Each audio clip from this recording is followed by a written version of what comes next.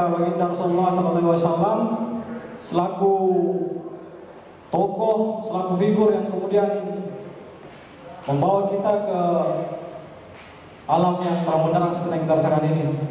Oke, baik kawan-kawanku sekalian, yang terhormat Ketua Umum Himpunan Mahasiswa Islam Cabang Goa Raya dalam hal ini Kakanda Ardiansyah yang kemudian hari ini berada di tengah-tengah kita. Yang terhormat pula Sekretaris Umum Himpunan Mahasiswa Islam Cabang Goa Raya dalam hal ini Kakanda Alung. Begitupun yang terhormat kepada Kakanda Haji Yusran Sofyan yang kemudian berada di tengah-tengah kita juga, dan narasumber kedua kita dalam hal ini Kakanda Amir Bakriadi yang kemudian berada di tengah-tengah kita juga. Jadi sebelum jauh berbicara tentang fokus tentang tema pada diskusi kali ini bicara tentang solusi ekonomi setelah pandemi COVID-19.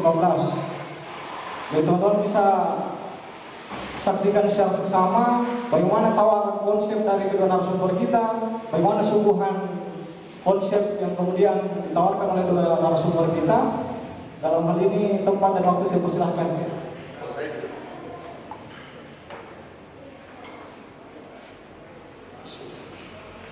Assalamualaikum warahmatullahi wabarakatuh. Salam sejahtera buat kita semua dan selamat malam. Salam hangat buat adik-adik HMI Cabang Goa Raya. Yang saya hormati Ketua Sekretaris HMI Cabang Goa Raya, kakak saya Amir Bakriadi, senior saya di IPI, dan adik-adik yang sempat hadir malam ini secara faktual maupun secara online di media sosial. Terkait tema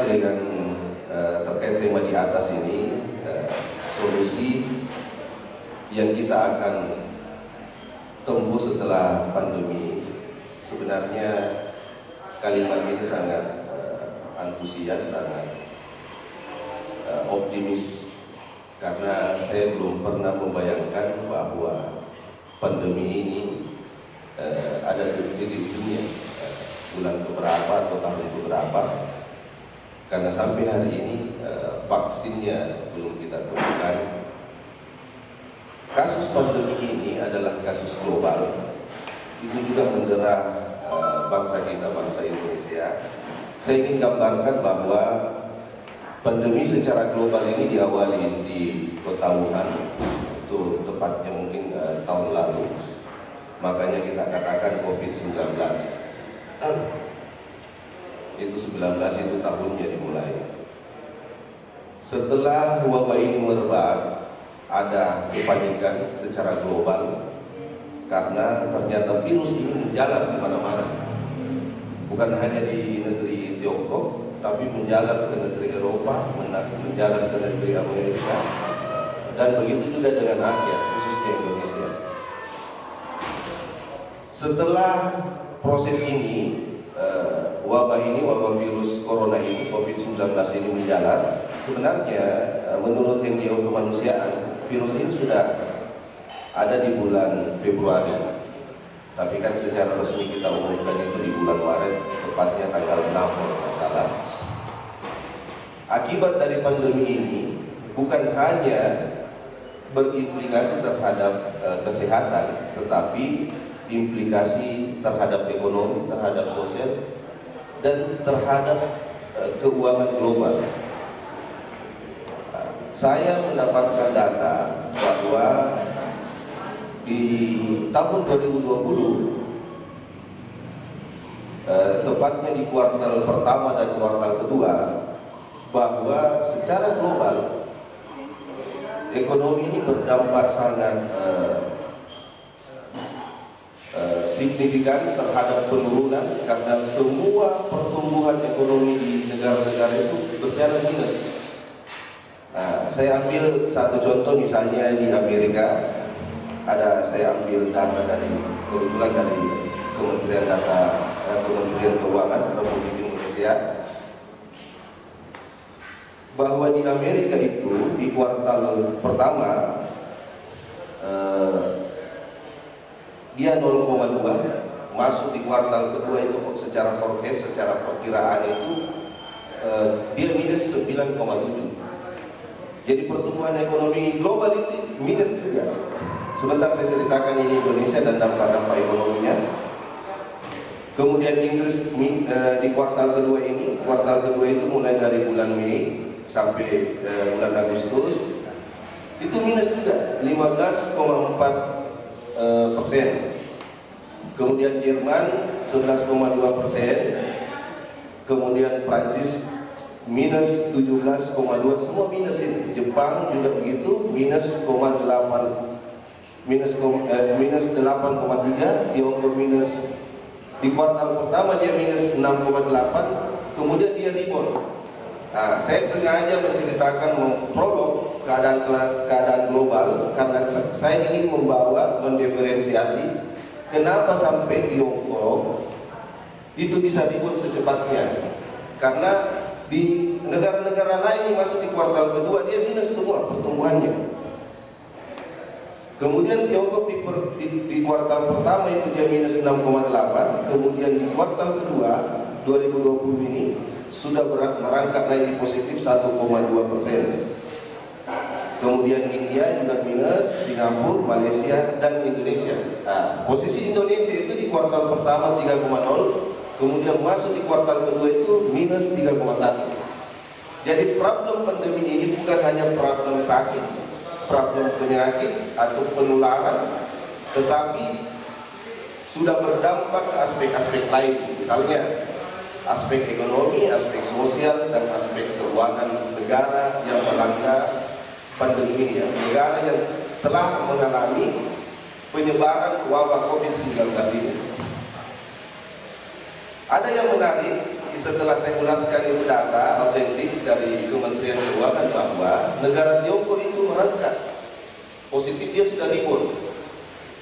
Kenapa sampai positif? Saya coba menarik benang merahnya bahwa dia sudah merangkak naik di kuartal kedua ini karena pertama dia memiliki perhatian yang sangat khusus terkait wabah ini. Kemudian kebijakan negaranya satu di antaranya itu cuma bagaimana pencegahan, bagaimana penyembuhan, dan bagaimana menghadapi wabah COVID-19 ini. Kemudian 2, 3, 4, 5 dan seterusnya itu semua kebijakan ekonomi. Misalnya keringanan pajak, relaksasi pinjaman, kemudian percepatan misalnya pembayaran asuransi, kemudian pinjaman sektor UMKM dan lain-lain. Inilah mungkin elit-elit negara kita di Indonesia mengadopsi itu pada stimulan pertama. Kita pernah ingat bahwa Indonesia itu pernah menstimulasi kurang lebih sekitar 401 triliun waktu pertama kali wabah ini melanda Indonesia, kurang lebih pertengahan bulan April kalau tidak salah distimulasi itu. Masuk ke Indonesia sebenarnya kalau kita lihat skala, kita lihat apa yang terjadi di negara-negara luar, sebenarnya kita bisa optimis lagi sebenarnya. Cuma kendala yang selama ini karena neraca keuangan kita tidak sehat. Pertama, banyaknya pinjaman utang luar negeri misalnya. Kemudian kurang validnya database big data yang ada di Indonesia. Misalnya berapa sih data secara valid itu orang miskin di Indonesia? Berapa sebenarnya pelaku usaha kecil? Berapa pelaku usaha mikro? Berapa pelaku usaha misalnya kelas menengah? Dan seperti apa implementasinya itu, misalnya program pemerintah, misalnya prakerja. Kalau saya lihat, saya menganalisa program pemerintah yang selama ini dibangun, misalnya distimulasi ke masyarakat melalui program prakerja, program yang dibawa langsung oleh visi misi gubernur, visi misi presiden. Saya melihat implementasinya kurang nyata, kurang konkret. Kenapa? Setelah kita lihat, kita analisa, ternyata lebih fokus pada pelatihan. Kalau misalnya pemerintah Indonesia mau menindaklanjuti, ini yang stimulan. Karena alokasi anggaran yang ada sekarang postur APBN di Republik kita itu ada alokasi 120 T untuk pelaku usaha. Kira-kira kalau misalnya data kita akurat di apa namanya khusus untuk prakerja, ini kita bisa stimulan. Misalnya kita latih dia menjahit. Kira-kira kalau dia pintar dia bisa kelola uang misalnya 10 juta 20 juta. Ini yang tindak lanjut ini dari pemerintah yang dipilih oleh masyarakat sebenarnya.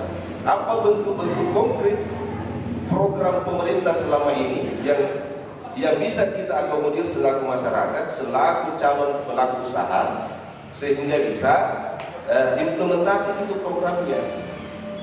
Kenapa mesti begitu? Karena menurut data yang saya temukan, yang saya baca adalah pondasi ekonomi Republik Indonesia ini adalah sektor UMKM. Itu 107 juta itu pelaku sektor usaha mikro. Kemudian 5,7 itu pelaku sektor usaha kecil. Kemudian 3,7 juta ini konversi juta itu pelaku sektor usaha menengah. Inilah yang menjadi sebenarnya fondasi. Kalau kita ingat, kita meriwayat tahun 1998 itu terjadi krisis ekonomi Republik Indonesia. Sebenarnya saat itu yang menjadi pilar bagaimana negara kita tidak ambruk itu adalah pelaku-pelaku UMKM yang pengusaha-pengusaha tajir, konglomerat itu membawa duitnya keluar, orangnya lari ke luar negeri misalnya karena takut ada kerusuhan. Tetapi pengusaha sayur, pengusaha lontong, pengusaha ikan masih tetap berjalan. Sehingga itu menjadi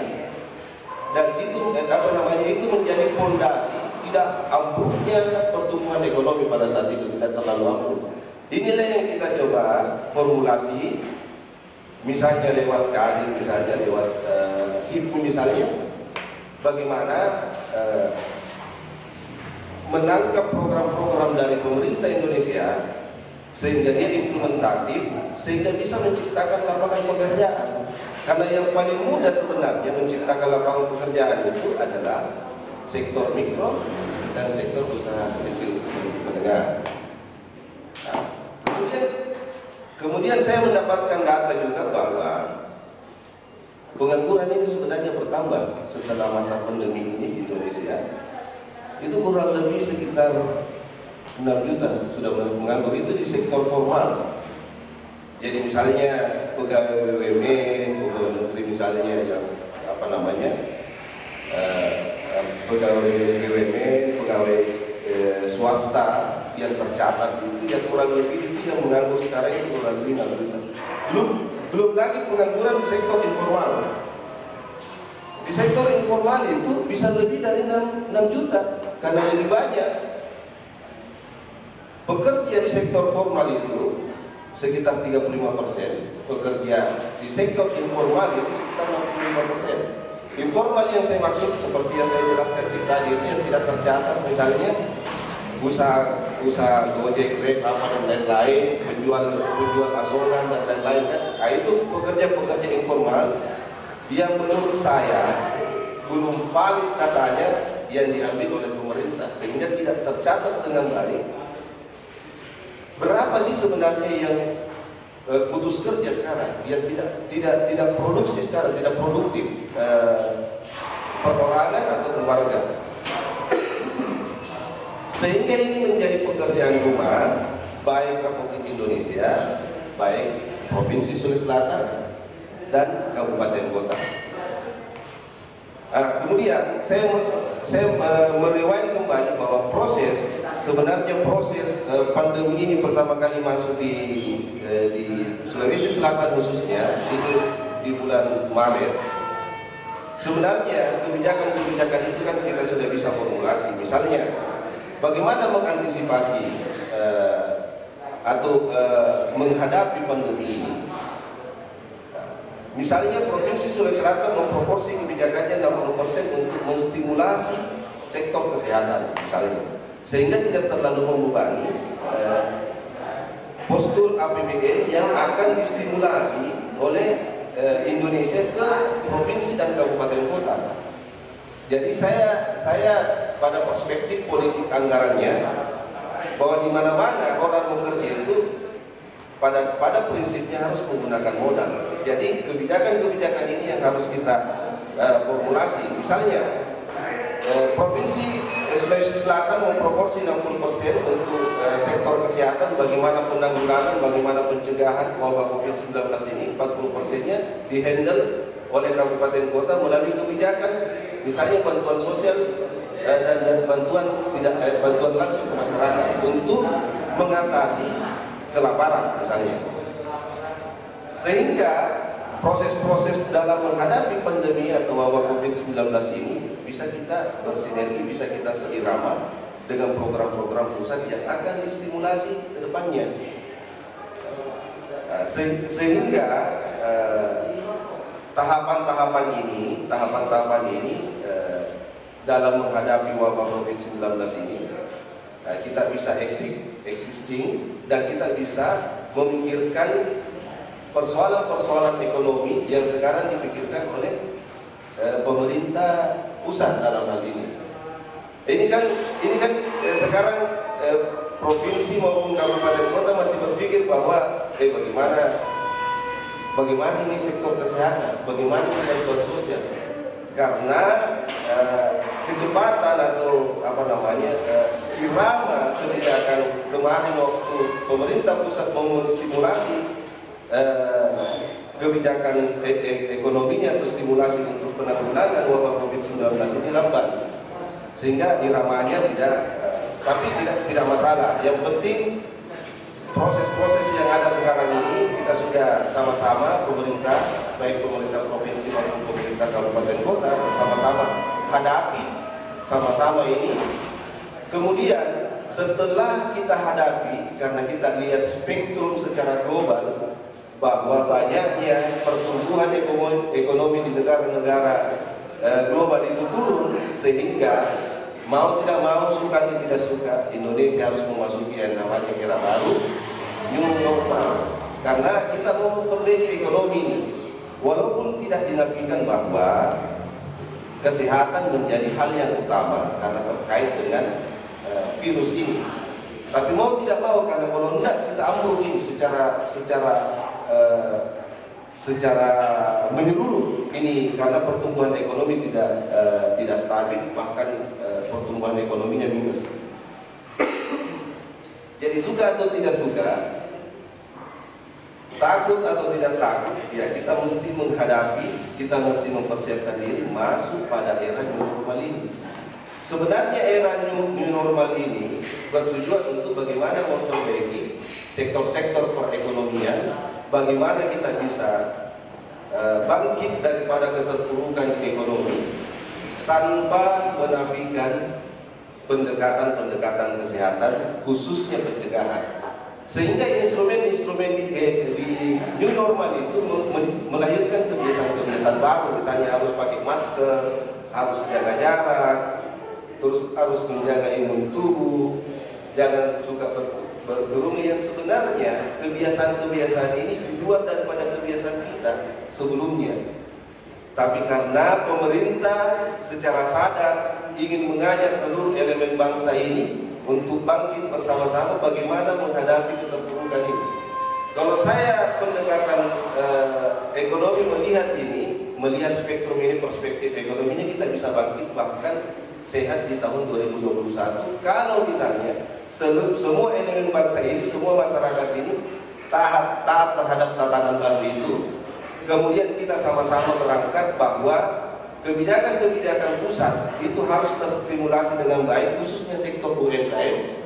Kemudian secara sadar kita masyarakat ini memanfaatkan bantuan itu untuk melahirkan produktivitas baru, sehingga secara merata, secara menyeluruh itu bisa menstimulasi sektor-sektor ekonomi kita di Indonesia seperti itu. Mungkin itu penjelasan singkat saya. Terima kasih atas kesempatannya.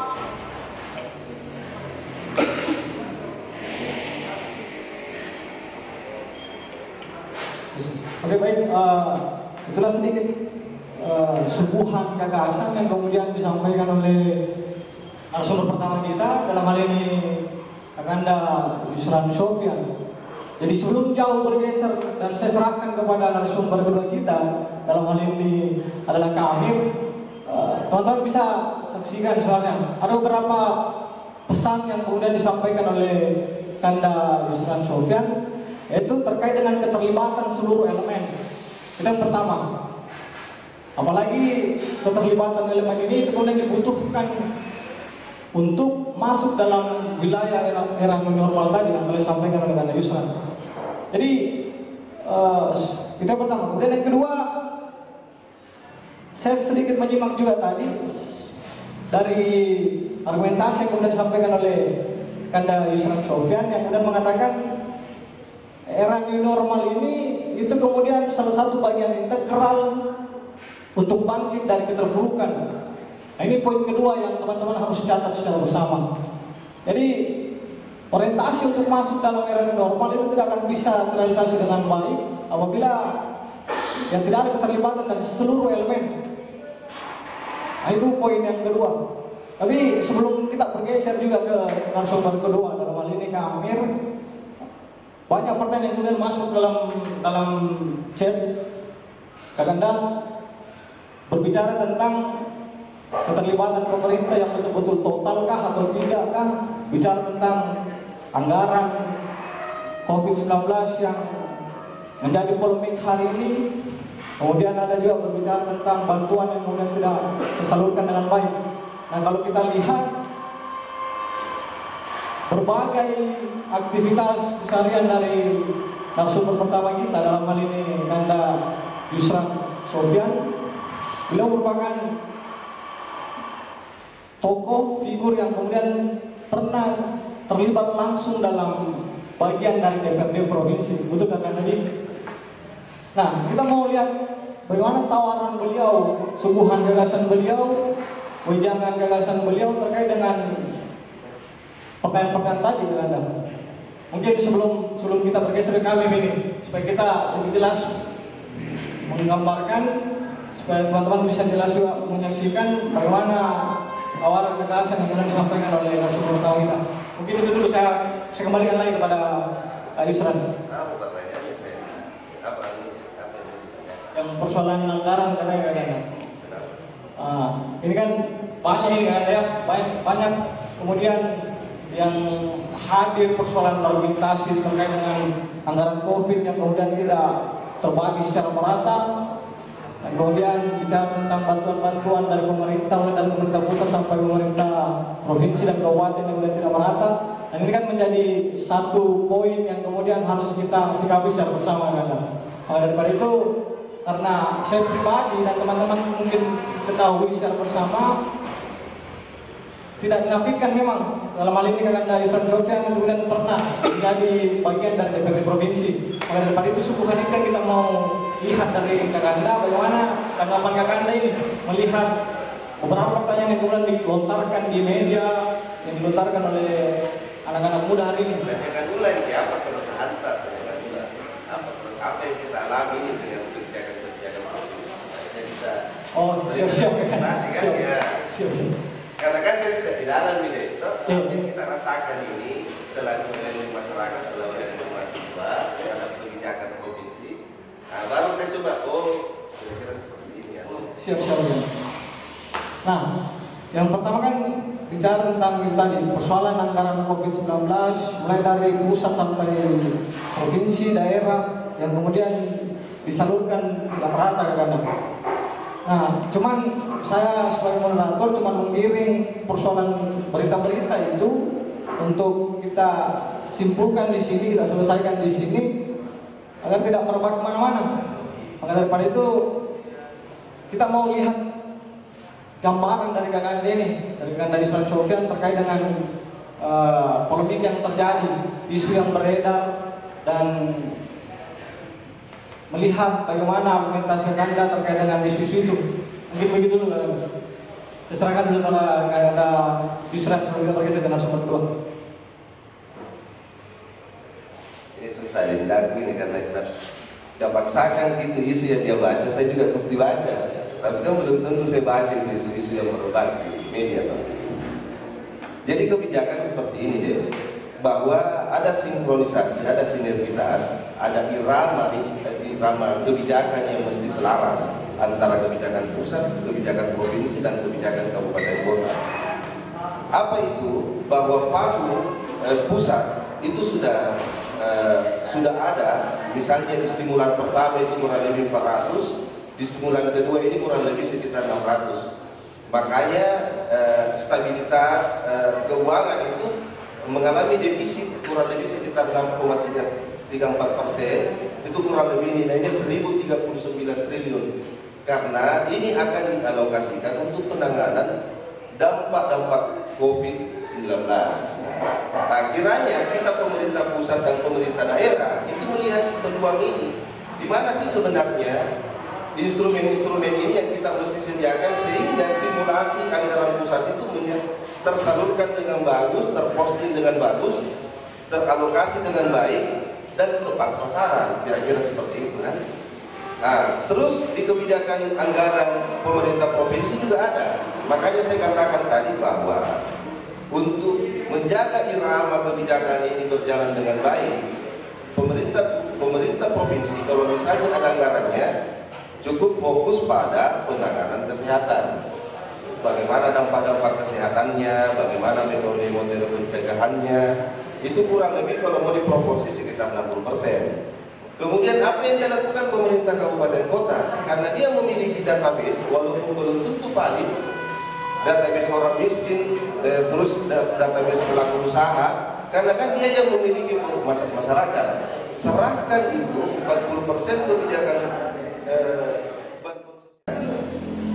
Kita pakai itu kurang lebih 600 juta untuk kesehatan, 400 jutanya untuk bantuan sosial. Kira-kira begitu. Siapa yang bagi? Elemen-elemen dalam pemerintah kabupaten kota tersebut. Siapa yang tahu pasti orang-orang miskin dan orang-orang yang susah terkait dengan dampak terkait dengan pandemi COVID-19 ini adalah orang yang paling dekat dengan masyarakat. Siapa itu? Mungkin RT RW, mungkin lurahnya.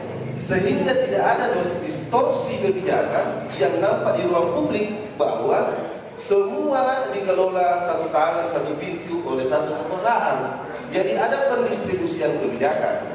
Nah, kira-kira begitu. Karena kalau saya mendalami apa yang kita baca di media, kan saya belum tentu baca.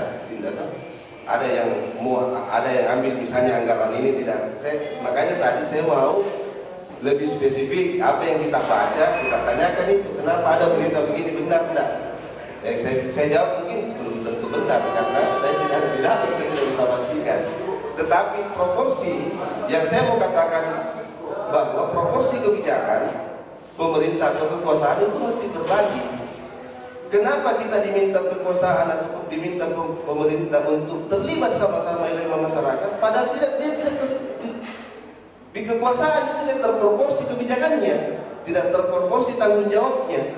Padahal masyarakat diminta, sama-sama ini semua kita hadapi ini sama-sama pandemi COVID-19. Ternyata di atas ada yang cekcok kementerian, ada kan benar ini tidak jelas maksudnya. Begitu juga dengan provinsi, jangan ada saling sikut, jangan ada saling mengambil kewenangan di proporsi itu kebijakan. Makanya dari awal itu ditata. Saya pusing ini membagi bantuan sosial karena saya tidak tahu, misalnya provinsi ya. Saya tidak tahu di mana database ini. Mungkin saja saya keliru database ini karena database itu ada di kabupaten kota. Kira-kira begitu maksud saya. Yang mana yang lebih mudah, yang mana lebih efektif sehingga provinsi ini punya kekuatan, punya peran. Saya ambil proporsi kesehatannya. Kenapa penting kesehatan? Saya ingin berbicara di Amerika Serikat itu dia punya kebijakan. Itu dia stimulasi dampak ekonominya, dampak pandemi COVID-19 itu sekitar 6% lebih. Itu kurang lebih 40% untuk sektor kesehatan. Berarti ini sektor kesehatan juga vital buat negara-negara yang lain. Nah, beda misalnya dengan Tiongkok, beda juga dengan Indonesia misalnya. Kan tergantung situasi dan keadaan negeri tersebut. Kita ini melihat instrumen-instrumen kebijakan pusat ini di pemerintah provinsi dan pemerintah kabupaten kota dilihat ini peluang-peluangnya.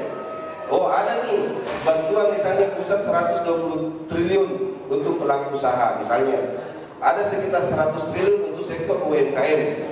Kita yang ada di kabupaten kota yang kita tahu ini database-nya, kita coba berkomunikasi dengan Kementerian Sosial misalnya. Seperti itu yang saya ingin sampaikan, bahwa ada irama kebijakan yang memang betul-betul seirama. Jangan gitarisnya main dangdut, vokalisnya menyanyi lagu pop misalnya, tidak ketemu. Jadi harus ada irama kebijakan yang sinkron ini dari atas ke bawah misalnya, atau dari bawah ke atas. Bagaimana mengambil peran misalnya? Saya kabupaten kota bos, saya ini tahu database warga. Serahkan itu bantuan, ini database-nya. Kira-kira seperti itu. Misalnya di kecamatan A atau di kelurahan A, sekian orang miskin ini. Kita di kementerian mana data-data? Bos, ini kita tidak, itu bos, ada yang kurang 5 kakak anak, ini yang baru. Kita nggak percaya, saya antar ke rumahnya. Karena dia tahu dia punya warga, kira-kira begitu. Inilah yang kita mau sebagai bagian dari masyarakat, bahwa semua tindakan, semua upaya, semua penanggulangan, semua apa yang kita inginkan sama-sama dalam menghadapi pandemi ini tepat sasaran. Kira-kira begitu. Jadi ada irama yang memang menarik dan memang meyakinkan yang dirasakan oleh masyarakat. Seperti itu. Mungkin itu.